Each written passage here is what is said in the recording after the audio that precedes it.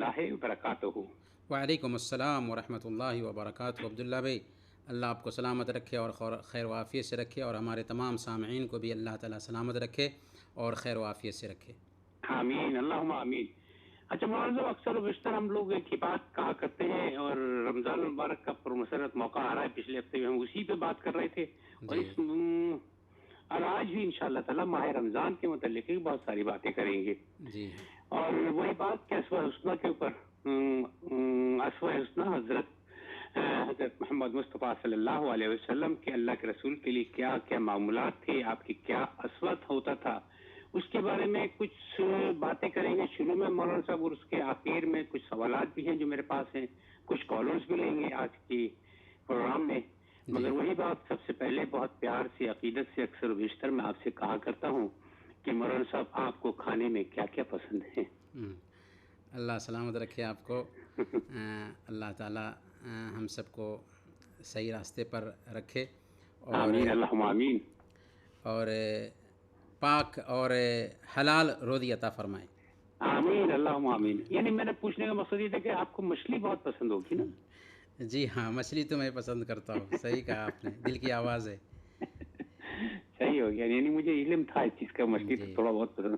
تو مولانا صاحب گفتگو کا آغاز کرتے ہیں اسوہ جی نبوی صلی اللہ علیہ وسلم، رمضان میں اللہ کے رسول نے کہ کیا کیا معمولات ہوا کرتے تھے، اس کے بارے میں تھوڑا سا تمہیدی گفتگو۔ جی، بسم اللہ والصلاۃ والسلام علی رسول اللہ وبعد۔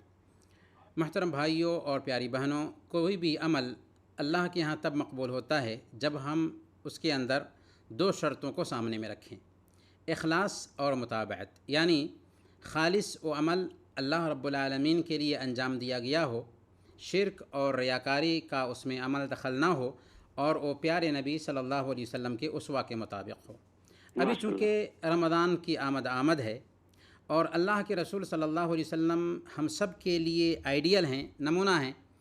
اللہ تعالیٰ نے خود فرمایا: لقد کان لکم فی رسول اللہ اسوۃ حسنہ، تمہارے لیے اللہ کے نبی صلی اللہ علیہ وسلم کی زندگی میں بہترین نمونہ ہے۔ اس لیے ہمیں معلوم کرنا چاہیے کہ رمضان میں اللہ کے نبی صلی اللہ علیہ وسلم کا اسوہ کیا ہوتا تھا، تاکہ آپ کے اسوہ کے مطابق رمضان کو گزار سکیں۔ تو آئیے رمضان میں اللہ کے نبی صلی اللہ علیہ وسلم کے اسوہ پر ایک نظر ڈالتے ہیں۔ رمضان کی فرضیت سن 2 ہجری میں ہوئی، اور اللہ کے رسول صلی اللہ علیہ وسلم نے اپنی حیات طیبہ میں 9 رمضان کے روزے رکھے تھے۔ اللہ کے رسول صلی اللہ علیہ وسلم صحابہ کرام کو رمضان کی آمد پر رمضان کی بشارت دیتے تھے۔ مسند احمد اور سنن نسائی کی روایت ہے، حضرت ابو ہریرہ رضی اللہ تعالیٰ عنہ بیان کرتے ہیں کہ اللہ کے نبی صلی اللہ علیہ وسلم اپنے صحابہ کو بشارت دیتے ہوئے کہتے تھے: اتاکم شہر رمضان شہر مبارک، تمہارے اوپر رمضان کا مہینہ سایہ فگن ہے جو مبارک مہینہ ہے۔ فرض اللہ علیکم صیامہ، اللہ تعالیٰ نے اس سے کہ روزے تم پر فرض کیے ہیں۔ تفتح فیہ ابواب الجنہ وتغلق فیہ ابواب الجحیم وتغل فیہ مردۃ الشیاطین، اس میں جنت کے دروازے کھول دیے جاتے ہیں، جہنم کے دروازے بند کر دیے جاتے ہیں، اور سرکش شیاطین قید کر دیے جاتے ہیں۔ وفیہ لیلۃ ہی خیر من الف شہر، اور اس میں ایک رات ایسی آتی ہے جو 1000 مہینوں سے بہتر ہے۔ من حرم خیرہا فقد حرم، جو آدمی اس رات کے خیر سے، بھلائی سے محروم رہا، وہ واقعی محروم انسان ہے۔ اللہ کے رسول صلی اللہ علیہ وسلم چاند دیکھ کر یا کسی ایک آدمی کی گواہی پر اعتماد کرتے ہوئے رمضان کی شروعات کرتے تھے، جیسا کہ سنن ابی داؤد کی روایت ہے۔ حضرت ابن عمر رضی اللہ تعالیٰ عنہ بیان کرتے ہیں کہ لوگوں نے چاند دیکھنے کی کوشش کی، میں نے بھی اللہ کے نبی صلی اللہ علیہ وسلم کو خبر دیا کہ میں نے چاند دیکھا ہے، تو چنانچہ اللہ کے نبی صلی اللہ علیہ وسلم نے اس دن روزہ رکھا اور لوگوں کو بھی روزہ رکھنے کا حکم دیا۔ ہاں، اگر آسمان میں بدلی چھائی ہوتی اور چاند دکھائی نہ دیتا تو اللہ کے نبی صلی اللہ علیہ وسلم شعبان کے 30 دن مکمل کرتے تھے، جیسا کہ بخاری اور مسلم کی روایت میں خود اللہ کے نبی صلی اللہ علیہ وسلم نے ارشاد فرمایا کہ صوموا لرؤیتہ وافطروا لرؤیتہ فإن غم علیکم فاقدروا 30، کہ چاند دیکھ کر روزہ رکھو اور چاند دیکھ کر افطار کرو، اگر بدلی چھائی ہو، اگر آسمان میں بدلی چھائی ہوئی ہو تو شعبان کے 30 دن مکمل کر لو۔ اور یہ بات نوٹ کیجئے کہ رمضان کا روزہ اجتماعی عبادت ہے، اس لیے کچھ لوگوں کے لیے جائز نہیں ہوگا کہ جمہور کی رائے سے اختلاف کرتے ہوئے الگ سے روزہ رکھنا اور عید منانا شروع کر دیں، کیونکہ سنن ابی داؤد کی روایت ہے، اللہ کے نبی صلی اللہ علیہ وسلم نے ارشاد فرمایا الصوم یوم تصومون والفطر یوم تفطرون، کہ روزہ کا دن وہ ہے جس دن تم سب روزہ رکھتے ہو، اور افطار کا دن وہ ہے جس دن تم سب افطار کرتے ہو۔ جب رمضان کی آمد طے ہو جائے تو روزہ رکھنے کے لیے طلوع فجر سے پہلے فرض روزے کی نیت ضروری ہے۔ سنن ابی داؤد کی روایت ہے، اللہ کے نبی صلی اللہ علیہ وسلم نے ارشاد فرمایا من لم یجمع الصیام قبل الفجر فلا صیام لہ، جس نے فجر سے پہلے فرض روزے کی نیت نہیں کی اس کا روزہ نہیں۔ اور نیت دل کے ارادہ کا نام ہے، اس کا زبان سے کوئی تعلق نہیں ہوتا ہے۔ زبان سے نیت کے الفاظ بولنا اللہ کے نبی صلی اللہ علیہ وسلم کا اسوہ نہیں تھا۔ اللہ کے نبی صلی اللہ علیہ وسلم کا اسوہ یہ بھی تھا کہ آپ روزہ رکھنے کے لیے سحری کھاتے تھے۔ صحیح بخاری اور صحیح مسلم کی روایت ہے، حضرت انس رضی اللہ تعالیٰ عنہ بیان کرتے ہیں کہ اللہ کے نبی صلی اللہ علیہ وسلم نے ارشاد فرمایا تسحروا فإن فی السحور برکہ، سحری کھایا کرو کیونکہ سحری کھانے میں برکت ہے۔ آپ صلی اللہ علیہ وسلم کا اسوہ یہ تھا کہ سحری تاخیر سے کرتے تھے۔ بخاری اور مسلم کی روایت ہے، حضرت زید بن ثابت رضی اللہ تعالیٰ عنہ بیان کرتے ہیں کہ تسحرنا مع رسول اللہ صلی اللہ علیہ وسلم ثم قام الی الصلاۃ، ہم نے اللہ کے نبی صلی اللہ علیہ وسلم کے ساتھ سحری کھائی، پھر آپ نماز کے لیے کھڑے ہوئے۔ میں نے پوچھا کہ اذان اور سحری کے بیچ کتنا فاصلہ تھا، تو انہوں نے کہا کہ 50 آیتیں تلاوت کرنے کے بقدر۔ اللہ کے نبی صلی اللہ علیہ وسلم کا اسوہ یہ بھی تھا کہ آپ افطار میں جلدی کرتے تھے، کیونکہ رات داخل ہوتے ہی روزہ ختم ہو جاتا ہے، اور اللہ نے فرمایا ہے ثم اتم الصیام الی اللیل، رات تک روزہ کو مکمل کرو، اور رات کی شروعات سورج ڈوبتے ہی ہو جاتی ہے۔ اسی لیے بخاری اور مسلم کی روایت ہے، اللہ کے نبی صلی اللہ علیہ وسلم نے ارشاد فرمایا لا یزال الناس بخیر ما عجل الفطر، کہ لوگ اس وقت تک بھلائی میں رہیں گے جب تک افطار میں جلدی کرتے رہیں گے۔ اور حضرت انس رضی اللہ تعالیٰ عنہ سنن ابی داؤد کی روایت کے مطابق بیان کرتے ہیں کہ اللہ کے نبی صلی اللہ علیہ وسلم افطار کرتے تو چند رطب یعنی تر کھجور سے افطار کرتے تھے۔ اگر تر کھجور دستیاب نہ ہوتی تو خشک کھجور سے افطار کرتے، اور اگر خشک کھجور بھی دستیاب نہ ہوتی تو چند گھونٹ پانی پی لیتے تھے۔ اللہ کے نبی صلی اللہ علیہ وسلم کا اسوہ یہ تھا کہ افطار کرتے تو یہ دعا پڑھتے تھے ذهب الظمأ وابتلت العروق وثبت الاجر ان شاء اللہ، پیاس بجھ گئی، رگیں تر ہو گئیں، اور اللہ نے چاہا تو اجر بھی ثابت ہوا۔ اور اللہ کے نبی صلی اللہ علیہ وسلم جب کسی دوسرے کے ہاں افطار کرتے تو یہ دعا پڑھتے تھے افطر عندکم الصائمون واکل طعامکم الابرار وصلت علیکم الملائکہ۔ اللہ کے نبی صلی اللہ علیہ وسلم کبھی کبھی اپنی بیویوں سے جنابت کی حالت میں صبح کرتے تھے، پھر غسل کرتے اور اس دن کا روزہ بھی رکھتے تھے۔ صحیح بخاری اور صحیح مسلم کی روایت ہے، حضرت عائشہ اور حضرت ام سلمہ رضی اللہ تعالی عنہ بیان کرتی ہیں کہ آپ صلی اللہ علیہ وسلم صبح اٹھتے تو جنوبی ہوتے تھے، آپ کی یہ جنابت احتلام کی وجہ سے نہیں ہوتی تھی، پھر آپ غسل کرتے اور روزہ رکھتے تھے۔ اس سے پتہ یہ چلا کہ اگر کسی کو غسل کی ضرورت تھی وہ سحری کھا کر کے غسل کرنے کے بعد روزہ کی ابتدا کر سکتا ہے نماز پڑھنے کے بعد۔ اللہ کے نبی صلی اللہ علیہ وسلم روزہ کی حالت میں اپنی بعض بیویوں کو بوسہ لیتے تھے، لیکن آپ کو اپنے آپ پر سب سے زیادہ کنٹرول تھا۔ صحیح مسلم کی روایت ہے، حضرت عائشہ صدیقہ رضی اللہ تعالیٰ عنہ فرماتی ہیں کہ اللہ کے رسول صلی اللہ علیہ وسلم روزے کی حالت میں بوسہ لیتے اور روزے کی حالت میں مباشرت کرتے، لیکن آپ تم میں سب سے زیادہ اپنے آپ پر کنٹرول رکھنے والے تھے۔ اور اللہ کے نبی صلی اللہ علیہ وسلم جب سفر میں ہوتے تو کبھی روزہ رکھتے اور کبھی روزہ نہیں رکھتے تھے، اور ایسا سفر کی نوعیت کے اعتبار سے ہوتا تھا۔ اگر سفر میں پریشانی نہ ہوتی تو آپ روزہ رکھ لیتے تھے، اور سفر میں پریشانی ہوتی تو آپ روزہ نہیں رکھتے تھے۔ بلکہ ایک سفر میں اللہ کے نبی صلی اللہ علیہ وسلم نے روزہ توڑ دیا اور صحابہ کو بھی روزہ نہ رکھنے کی تاکید کی، اس کے باوجود بھی آپ کو خبر ملی کہ کچھ لوگ ابھی بھی روزہ سے ہیں، تو آپ صلی اللہ علیہ وسلم نے فرمایا تھا اولئک العصاۃ اولئک العصاۃ، وہ نافرمان لوگ ہیں، وہ نافرمان لوگ ہیں۔ اللہ کے نبی صلی اللہ علیہ وسلم کا اسوہ تھا کہ آپ رمضان میں تراویح پڑھتے تھے۔ آپ نے رمضان اور غیر رمضان میں 11 رکعت ہی تراویح پڑھی، قیام کیا۔ البتہ آپ نے فرمایا کہ صلاۃ اللیل مثنا مثنا، رات کی نماز 2 رکعت کر کے پڑھی جائے، لہذا زیادہ بھی پڑھنے کی گنجائش پائی جاتی ہے۔ آپ صلی اللہ علیہ وسلم نے یہ نماز اپنے گھر میں ادا کی۔ ہاں، 3 رات تک صحابہ کو جماعت سے تراویح کی نماز پڑھائی تھی، لیکن جب بھیڑ زیادہ اکٹھا ہونے لگی تو 4تھی رات اللہ کے نبی صلی اللہ علیہ وسلم اپنے حجرہ سے نکلے ہی نہیں، اس ڈر سے کہ ایسا نہ ہو کہ یہ نماز میری امت پر فرض کر دی جائے۔ اور آپ نے اس وقت فرمایا تھا اما فَإِنَّهُ لَمْ يَخْفَ عَلَيَّ مَكَانَكُمْ وَلَكِنِّي خَشِيتُ أَن تُفْرَضَ عَلَيْكُمْ فَتَعْجِزُوا عَنْهَا، کہ میں تم لوگوں کے آنے کی خبر سے بے خبر نہیں تھا، لیکن مجھے ڈر یہ ہوا، اندیشہ یہ ہوا کہ کہیں تم پر یہ نماز فرض نہ کر دی جائے اور تم اسے ادا نہ کر سکو۔ اللہ کے نبی صلی اللہ علیہ وسلم کی اپنی امت پر شفقت کیسی تھی کہ اللہ کے نبی صلی اللہ علیہ وسلم نے تراویح کی جماعت کو اسی لیے ترک کیا کہ ایسا نہ ہو کہ آپ کی امت پر یہ نماز فرض کر دی جائے۔ پھر اللہ کے نبی صلی اللہ علیہ وسلم کی وفات کے بعد حضرت عمر فاروق رضی اللہ تعالیٰ عنہ نے صحابہ کرام کو ایک امام پر اکٹھا کر دیا۔ اللہ کے نبی صلی اللہ علیہ وسلم عام دنوں میں بڑے سخی تھے، لیکن رمضان میں آپ کی سخاوت اور زیادہ بڑھ جایا کرتی تھی، اور جبریل امین کے ساتھ اللہ کے نبی صلی اللہ علیہ وسلم پورے رمضان قرآن کا دورہ بھی کرتے تھے۔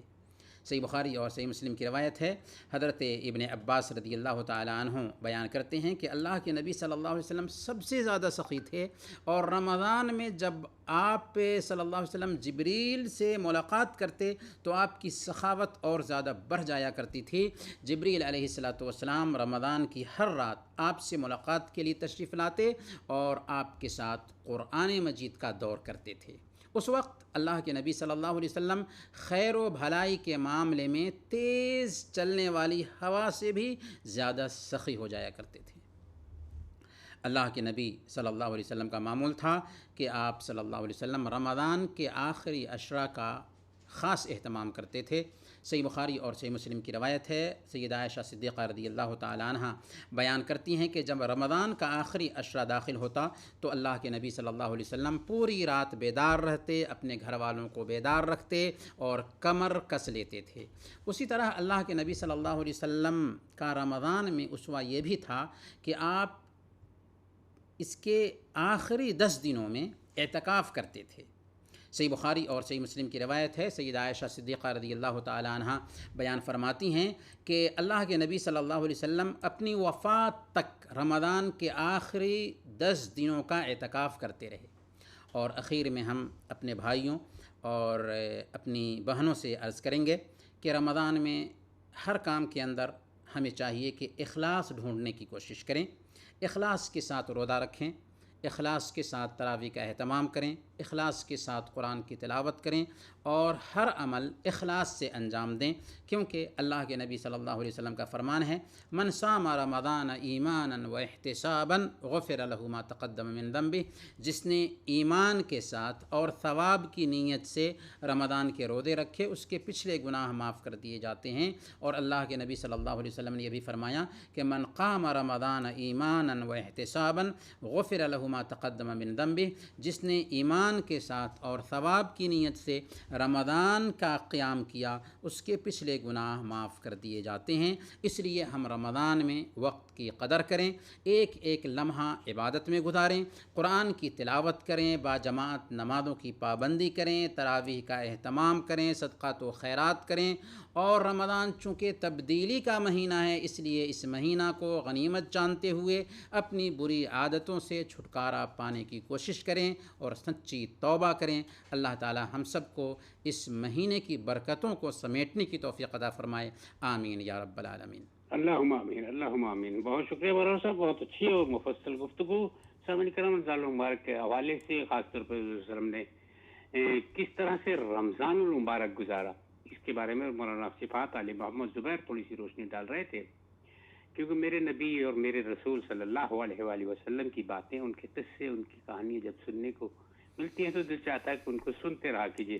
تو مولانا صاحب کچھ سوالات کا سلسلہ شروع کرتے ہیں، مگر ایک چھوٹا سا وقفہ لیں گے، وقفے کے بعد ہم کچھ کالرز بھی لیں گے۔ اور آپ لوگ سامعین کرام ہمیں کال کرنا چاہیں تو 22457588 پر فون کر کے ہم سے رابطہ کر سکتے ہیں سوالات پوچھنے کے لیے. مولانا صاحب موجود ہے، خاص طور پہ رمضان کے متعلق سوالات کریں گے تو زیادہ اچھا رہے گا تاکہ آگے آنے والے رمضان میں آپ کو تمام تر معلومات مہیا ہو سکیں. جی ہاں. مگر ایک چھوٹے سے وقفے ایک دو پھر استقبال ہے مولانا صفات علی محمد زبیر ہمارے ساتھ لائن پہ موجود ہے. السلام علیکم مولانا صاحب. وعلیکم السلام ورحمۃ اللہ وبرکاتہ. عبداللہ اچھا مولانا صاحب، کچھ سوالات کا سلسلہ شروع کرتے ہیں. سب سے پہلے بڑا مشکل سے سوال ہے. مشکل سوال اس لیے کہ اکثر لوگ یہ سوالات کیا کرتے ہیں کہ جب رمضان میں شیاطین کو قید کر دیا جاتا ہے تو کچھ لوگ گناہ کیوں کرتے ہیں؟ جی ہاں، رمضان میں واقعی شیاطین قید کر دیے جاتے ہیں. اللہ کے نبی صلی اللہ علیہ وسلم نے خود بیان فرمایا وَتُصَفَّدُ مَرَدَةُ الشَّيَاطِينَ کہ سرکش شیاطین جو ہیں وہ قید کر دیے جاتے ہیں. تو گویا کہ سارے شیاطین نہیں بلکہ جو سرکش شیاطین ہوتے ہیں جو برائیوں پر زیادہ آمادہ کرتے ہیں ایسے شیاطین قید کر دیے جاتے ہیں. پھر اگر شیاطین قید کر بھی دیے جائیں تو انسان کے اندر بھی ایک شیطان ہے جسے نفس امارہ کہا جاتا ہے. نفس کی 3 قسم ہوتی ہے: نفس لوامہ، نفس مطمئنہ اور نفس امارہ. نفس لوامہ وہ ہے جو ایک برائی ہو جانے کے بعد اس پر ملامت کرتا ہے، یہ نفس لوامہ کہلاتا ہے. اور نفس مطمئنہ جو ایک انسان کو اطمینان دلاتا ہے نیکیوں کے بعد. اور ایک ہے نفس امارہ جو ایک انسان کو برائی پر اکساتا ہے. تو برا نفس یا نفس امارہ ایک انسان کے ساتھ رہتا ہے جو ہمیشہ ایک انسان کو برائی پر اکساتا رہتا ہے. اگرچہ شیاطین قید کر دیے جاتے ہیں لیکن یہ نفس جو ہے وہ برائی پر ہمیشہ ایک انسان کو اکساتا رہتا ہے. اور واقعی اگر ہم عملی زندگی میں پریکٹیکل طور پر دیکھنا بھی چاہیں تو ہم رمضان میں دیکھ سکتے ہیں کہ برائیاں خود بخود کم ہونے لگتی ہیں اور نیکیوں کی طرف ایک انسان کی رغبت پیدا ہونے لگتی ہے. یہاں تک کہ انسانی دل میں بھی قبول حق کی صلاحیت اس مہینے میں زیادہ پیدا ہوتی ہے. وجہ صرف یہ ہے کہ شیاطین جو برائی کے راستے پر لگانے والے ہیں وہ قید کر دیے گئے ہیں اور یہ معاملہ ہم اور آپ محسوس کرتے بھی ہیں. گویا کہ شیاطین تو قید کر دیے گئے لیکن اگر برائی ہوتی ہے تو نفس امارہ کے بہکاوے میں آ کر کے ایک انسان برائی کا ارتکاب کرتا ہے. اچھا مولانا صاحب، ایک سوال اور بھی ہے کہ اس کے اندر جب رمضان میں رمضان کا روزہ رکھ کر کسی نے اگر جھوٹ بولا تو اس کے روزے کا کیا حکم ہے؟ روزہ صرف بھوک پیاس برداشت کرنے اور روزہ توڑ دینے والی چیزوں سے اپنے آپ کو روک لینے کا نام نہیں ہے بلکہ اس کے اندر ایک انسان کو زبان پہ بھی کنٹرول رکھنا ہے، دل پہ بھی کنٹرول رکھنا ہے، آنکھ پہ بھی کنٹرول رکھنا ہے، کان پہ بھی کنٹرول رکھنا ہے. گویا کہ ہر حرام کام سے اپنے آپ کو روک لینے کا نام اصل میں روزہ ہوتا ہے. اسی لیے صحیح بخاری کی روایت میں اللہ کے نبی صلی اللہ علیہ وسلم ارشاد فرماتے ہیں کہ من لم يدع قول الزور والعمل به فليس لله حاجة في ان يدع طعامه وشرابه کہ جس نے جھوٹ بولنا اور جھوٹ پر عمل کرنا نہیں چھوڑا اللہ کو کوئی ضرورت نہیں ہے کہ وہ کھانا اور پینا چھوڑ دے. گویا کہ اگر روزہ کی حالت میں ایک انسان جھوٹ بولتا ہے، غیبت کرتا ہے، چغلی کھاتا ہے، عیب جوئی کرتا ہے تو اگرچہ جھوٹ بولنے کی وجہ سے، غیبت کرنے کی وجہ سے، چغلی کھانے کی وجہ سے اصولی اعتبار سے اس کے روزے میں روزہ کو توڑنے والی کوئی چیز نہیں پائی گئی لیکن ایسا کرنے کی وجہ سے اس کو ثواب نہیں ملتا. گویا کہ روزہ تو اس سے ساقط ہو گیا پر روزے میں اللہ رب العالمین نے جو ثواب رکھا تھا اس ثواب سے اس نے اپنے آپ کو محروم کر لیا. ماشاء اللہ، سبحان اللہ. مولانا ایک آسان سا سوال ہے کہ یہ جو اکثر و بیشتر لوگ پوچھا کرتے ہیں کہ ٹوتھ پیسٹ استعمال کر سکتے ہیں کیا روزے میں؟ جی، ٹوتھ پیسٹ کا مقصد دانتوں کی صفائی ہوتی ہے. اس لیے اگر ٹوتھ پیسٹ کوئی آدمی دانت صاف کرنے کے لیے، منہ صاف کرنے کے لیے استعمال کرتا ہے تو اس بات کی گنجائش ہے، جائز ہے. البتہ بہتر ہے کہ ٹوتھ پیسٹ روزے کی حالت میں استعمال نہ کریں کیونکہ اگر اس کے حلقے سے بھی قطرات یا ذرات حلق کے نیچے اتریں تو روزہ ٹوٹ جائے گا. اس لیے بہتر یہ ہے کہ مسواک کا استعمال کیا جائے روزے کی حالت میں. لیکن کسی نے ٹوتھ پیسٹ استعمال کر لیا تو بہرحال اس کا روزہ نہیں ٹوٹے گا جب تک کہ اس کے قطرات حلق کے نیچے نہ جائیں. صحیح ہو گیا. اچھا مولانا صاحب ایک اور آسان سا سوال ہے مگر تھوڑا سا مشکل بھی ہو جائے گا کہ مسافر، ابھی آپ نے جیسے ذکر کیا کہ ہمارے پیارے نبی صلی اللہ علیہ وآلہ وسلم بھی جی سفر سفر میں روزہ نہ رکھا کرتے تھے کبھی کبھی، جی تو مسافر کے لیے روزہ رکھنا افضل ہے یا روزہ نہ رکھنا؟ جی مسافر کی تین حالت ہو سکتی ہے.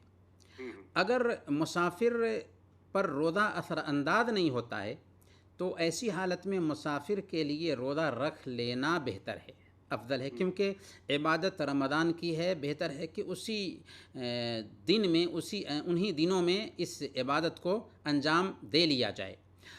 اور اگر دوسری حالت یہ ہو سکتی ہے کہ مسافر کے لیے روزہ چھوڑنے میں آسانی ہو، تو ایسی حالت میں مسافر کے لیے بہتر ہے کہ روزہ چھوڑ دے، کیونکہ اللہ کے نبی صلی اللہ علیہ وسلم کی حدیث ہے ان اللہ یحب ان تؤتى رخصه کما یکرہ ان تؤتى معصیتہ. اللہ تعالیٰ اس بات کو پسند کرتا ہے کہ اس کی چھوٹ کو اپنایا جائے، جیسے اس بات کو ناپسند کرتا ہے کہ اس کی نافرمانی کا کوئی کام کیا جائے. اور تیسری شکل مسافر کی یہ ہو سکتی ہے کہ مسافر ایسا ہے کہ اسے روزہ رکھنے کی وجہ سے سخت پریشانی ہو رہی ہے جسے برداشت کرنا مشکل ہے، تو ایسی حالت میں اس کے لیے روزہ رکھنا جائز نہیں ہوگا. کیونکہ صحیح مسلم کی ایک روایت ہے اور ابھی ہم نے اس کی طرف اشارہ کیا تھا کہ سفر میں اللہ کے نبی صلی اللہ علیہ وسلم سے کہا گیا تھا کہ کچھ لوگوں نے ابھی تک روزہ رکھا ہوا ہے، حالانکہ اللہ کے نبی صلی اللہ علیہ وسلم نے روزہ توڑ لینے کا حکم دیا تھا. تو اللہ کے نبی صلی اللہ علیہ وسلم نے اس وقت فرمایا تھا اولئک العصاۃ، اولئک العصاۃ، وہ نافرمان لوگ ہیں، وہ نافرمان لوگ ہیں. تو اس سے پتہ یہ چلا کہ اگر سفر میں زیادہ مشقت ہوتی ہے تو اس وقت روزہ رکھنا جائز نہیں ہوتا. اللہ اکبر. اچھا مولانا صاحب ایک بہت ہی آسان سا سوال ہے جو کہ اکثر و بیشتر ہم لوگ آپس میں ایک دوسرے سے بات کرتے رہتے ہیں اور کچھ لوگ کافی مشکلات کا شکار بھی ہوتے ہیں، کیونکہ آج کل کے روزے تو خیر گرمیوں میں آ رہے ہیں مگر آہستہ آہستہ پیچھے کی طرف جا رہے ہیں ہم لوگ، جی مگر ان میں بھی کچھ لوگوں کی بہت ہی سخت قسم کی ڈیوٹی ہوتی ہے، دوپہر میں بھی ہوتی ہے، شام میں باہر کی طرف بھی ہوتی ہے، جی جی تو ان کے لیے کیا حکم ہے؟ ان کا روزہ ترک کر سکتے ہیں وہ لوگ؟ روزہ اسلام کا بنیادی رکن ہے جسے بغیر کسی شرعی عذر کے ترک کرنا جائز نہیں ہوگا. بعض اوقات روزہ رکھنے کی وجہ سے ایک انسان کو پریشانی ہوتی ہے، اس لیے ایک مومن کو روزہ دار کو صبر کرنا چاہیے. اور رمضان میں کمپنی کے نگراں کو بھی چاہیے، ذمہ داران کو بھی چاہیے کہ روزہ رکھنے والوں کے ساتھ آسانی لائیں. اور الحمدللہ کویت میں ہم دیکھتے ہیں کہ ذمہ داران کمپنیوں کے نگراں آسانی کرتے بھی ہیں. اگر ایسی آسانی نہ بھی ہوتی ہے تو تب بھی روزہ چھوڑنے کے لیے کوئی عذر ہمارے لیے نہیں بنتا، الا یہ کہ روزے کی حالت میں بے ہوشی طاری ہو جاتی ہے، غشی طاری ہو جاتی ہے. ایسی صورت میں وہ اس دن کا روزہ ترک کر سکتا ہے، پھر بعد میں وہ اس کی قضا کر لے گا، لیکن اگلے دن پھر روزہ ہی سے اس کو رہنا ہے.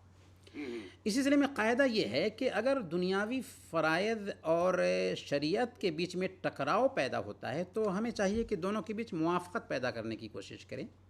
یا تو ہم اپنی ڈیوٹی کو رات میں کرا لیں یا مہینہ بھر کے لیے چھٹی لے لیں. اگر ایسا کچھ بھی نہیں ہوتا ہے تو پھر ہم کوئی دوسرا کام تلاش کریں، کیونکہ اللہ فرماتا ہے وَمَن يَتَّقِ اللَّهَ يَجْعَل لَّهُ مَخْرَجًا وَيَرْزُقْهُ مِنْ حَيْثُ لَا يَحْتَسِبُ، کہ جو اللہ سے ڈرتا ہے اللہ اس کے لیے نکلنے کا راستہ ہموار کر دیتا ہے اور ایسے راستے سے اس کو کھلاتا ہے جس کا اسے گمان بھی نہیں ہوتا. ہم یہ نہیں کہتے کہ کام چھوڑ دیے، لیکن اگر آپ نے سنجیدگی سے اپنے معاملے پہ غور کیا تو انشاءاللہ مسائل حل ہوں گے انشاءاللہ. اور اسی سے جڑا ہوا ایک سوال اور بھی ہے مولانا صاحب کہ کسی کو کوئی اپنے ڈاکٹر کے مشورے کے مطابق اگر روزہ ترک کرتا ہے کہ ڈاکٹر مشورہ کرتا ہے، ڈاکٹر کہتا ہے نہیں آپ کا روزہ نہیں رکھنا تو زیادہ بہتر ہے، تو کیا اس پہ عمل کر کے کیا وہ روزہ ترک کر سکتا ہے؟ ہاں اللہ فرماتا اس کو قضا کرنی پڑے گی یا پھر اس کو اس کا فدیہ دینا پڑے گا؟ اللہ فرماتا ہے عبداللہ بھائی قرآن کریم میں ومن کان مریضا او علی سفر فعدۃ من ایام اخر، کہ جو بیمار ہو یا سفر پر ہو تو اسے چاہیے کہ ان روزوں کی گنتی دوسرے دنوں میں پوری کریں. تو اگر ڈاکٹر کسی کے بارے میں یہ کہتا ہے کہ آپ کے لیے روزہ نقصان دہ ہے تو اس مریض کی دو شکل ہو سکتی ہے. اس مریض کی دو شکل ہو سکتی ہے. ایک مریض ایسا ہے کہ اس کو شفا پانے کی امید ہی نہیں ہے، تو اگر کسی مریض کو شفا پانے کی امید ہی نہیں ہے تو اس کو روزہ نہیں رکھنا ہے، البتہ اس روزے کے بدلے ہر دن کسی غریب کو نصف سا تقریباً 1.5 کلو اناج بنتا ہے، نصف سا اناج یا کھانا دے دینا ہے۔ یہ روزے کا فدیہ ہوگا۔ کتنا فدیہ ہے؟ نصف سا تقریباً 1.5 کلو اناج بنتا ہے، یا ایک وقت کا کھانا دے دیجیے۔ یعنی آسان لفظوں میں کوئی کہ کیا کتنے پیسے ہوں گے وہ؟ اس کی تحدید ہم نہیں کر سکتے پیسے سے، کیونکہ پیسے سے تحدید نہیں کر سکتے، البتہ اناج سے اس کی تحدید کی جا سکتی ہے کہ 1.5 کلو اناج۔ ہاں، آپ جو اناج کھاتے ہیں اتنا ہی 1.5 کلو اناج آپ فدیہ کے طور پر کسی غریب کو دے دیجئے، یا اس کی جو رقم بنتی ہے آپ اپنی فراغ دلی سے اس کی رقم متعین کر کے دے دیجئے، یا کھانا ہی دے دیجئے۔ برکیف یہ ہے ایسے آدمی کے روزے کا فدیہ جس کو روزہ رکھنے کی استطاعت نہیں ہے اور ڈاکٹر نے یہ کہا کہ ان کو شفا ملنے والی نہیں ہے، تو یہ فدیہ دیں گے۔ لیکن بیمار کی ایک دوسری شکل یہ ہوتی ہے کہ ڈاکٹر نے کہا کہ آپ کے لیے روزہ نقصان دہ ہوگا کچھ دنوں کے لیے، تو ایسی حالت میں وہ روزہ نہیں رکھیں گے، لیکن جب صحتیاب ہو جائیں گے تو ان کے لیے ان روزوں کی قضا ضروری ہوگی، کیونکہ ڈاکٹر نے تشخیص کی تھی کہ کوئی خاص بیماری ہے جس کی وجہ سے ان کے لیے ان دنوں روزہ رکھنا صحیح نہیں ہے، تو جب ان کی بیماری ٹھیک ہو جائے گی تو بعد میں ان کے لیے ضروری ہو جائے گا کہ وہ اپنے چھوٹے ہوئے روزوں کی قضا کریں، کیونکہ چھوٹ ایسے لوگوں کے لیے ہے فدیہ دینے کی جن کو شفا ملنے کی امید ہی نہ ہو۔ اچھا مولانا صاحب، ایک کالر ہے ہمارے ساتھ، ان سے بات کرتے ہیں۔ ہیلو، السلام علیکم ورحمۃ اللہ وبرکاتہ۔ السلام علیکم باقی صاحب، السلام علیکم۔ وعلیکم السلام جناب، کیا حال چال ہے؟ نام کیا ہے آپ کا؟ الحمدللہ جناب، میں محمد سلیم ڈوڈی محبولہ سے بات کر رہا ہوں۔ سلیم بھائی، سلیم ڈوڈی بھائی، کیا حال چال ہے آپ کے؟ جی ابھی تو آپ کو نام یاد ہو گیا، بہت شکریہ الحمدللہ۔ اللہ تعالیٰ آپ کو صحت و تندرستی خوش رکھے، آپ کو بھی، مولانا صاحب کو بھی اللہ سلامت رکھے آپ کو بھی۔ ایک سوال آیا تھا ذرا، اس کے لیے میں نے مولانا صاحب سے رہنمائی کرنی تھی ذرا۔ جی ہاں پوچھیے۔ یہ تھا کہ میں نے ایک ویکسین کی ڈوز لے لی ہے، تو دوسری ڈوز آ رہی ہے رمضان میں، 26 اپریل کو میری آ رہی ہے، تو اس کے بارے میں پوچھنا تھا کہ اس سے روزے میں کچھ فرق پڑے گا؟ جی اچھا سوال ہے، اچھا سوال ہے، ہاں بہت شکریہ، بہت شکریہ نواز جی، بہت شکریہ۔ اوکے جی، اوکے اللہ۔ ہاں، سلیم بھائی نے پوچھا ہے کہ ویکسین کیا رمضان کے مہینے میں روزے کی حالت میں لے سکتے ہیں، کیونکہ ان کا دوسرا جو ڈوز لینا ہے اور رمضان کے دنوں میں آ رہا ہے۔ دیکھیں، ویکسین اصل میں اس قسم میں آتا ہے جس کے اندر غذائیت نہیں پائی جاتی، یعنی انجیکشن کی دو شکل ہوتی ہے، ایک انجیکشن او جس کے اندر غذائیت پائی جائے، اور ایک انجیکشن او جس کے اندر غذائیت نہ پائی جائے۔ جس انجیکشن کے اندر غذائیت پائی جائے اس سے روزہ ٹوٹ جاتا ہے، اور جس انجیکشن کے اندر غذائیت نہ پائی جائے اس سے روزہ نہیں ٹوٹتا، اور ویکسینیشن بھی اس کے اندر غذائیت نہیں پائی جاتی، اس لیے روزے کی حالت میں بھی یہ انجیکشن لیا جا سکتا ہے۔ صحیح ہو گیا۔ اچھا مولانا صاحب، ایک دو چھوٹی چھوٹی سوال ہے، وقت ہمارے پاس نکلتا جا رہا ہے تو وہ سوالات پوچھ لیتے ہیں۔ ایک آسان سا سوال ہے، کوئی سحری کھانے کے لیے رات میں نہیں اٹھ سکتا تو کیا وہ روزہ رکھ سکتا ہے؟ جی، یہ بہت بڑی غلط فہمی پائی جاتی ہے عام طور پر لوگوں کے اندر، وہ یہ سمجھتے ہیں کہ سحری کھانا کوئی فرض ہے، حالانکہ سحری کھانا فرض نہیں ہے، سحری کھانا سنت ہے، اور اللہ کے نبی صلی اللہ علیہ وسلم کی سنت ہے، اس لیے اس سنت کو اپنانا چاہیے اور سحری کے لیے ضرور بیدار ہونا چاہیے۔ اللہ کے نبی صلی اللہ علیہ وسلم نے خود فرمایا کہ تسحروا فإن فی السحور برکہ، سحری کھایا کرو کیونکہ سحری کھانے میں برکت ہے۔ لیکن اگر کوئی آدمی سوتا ہے اور اس کی آنکھ نہیں کھلتی ہے، سحری نہیں کھا سکا، تو یہ عذر نہیں ہے اس دن روزہ نہ رکھنے کے لیے، بلکہ ہر حالت میں اس بھائی کے لیے، اس بہن کے لیے، اگرچہ وہ سحری نہ کھا سکیں، ان کے لیے اس دن روزہ رکھنا ضروری ہوگا۔ جہالت کی وجہ سے کچھ بھائی یا کچھ بہنیں روزہ چھوڑ دیتے ہیں، حالانکہ ان کے لیے روزہ چھوڑنا جائز نہیں ہے، سحری اگرچہ نہ کھائے ہوں روزہ رکھنا ہی ہے۔ ٹھیک ہو گیا۔ اچھا مولانا صاحب، ایک سوال اور بھی ہے بہت آسان سا، کہ بعض والدین بچوں کو روزہ رکھنے سے منع کرتے ہیں، انہیں کیا نصیحت کی جا سکتی ہے؟ بچوں پر روزہ فرض نہیں ہے، کیونکہ بلوغت شرط ہے روزہ کی فرضیت کے لیے۔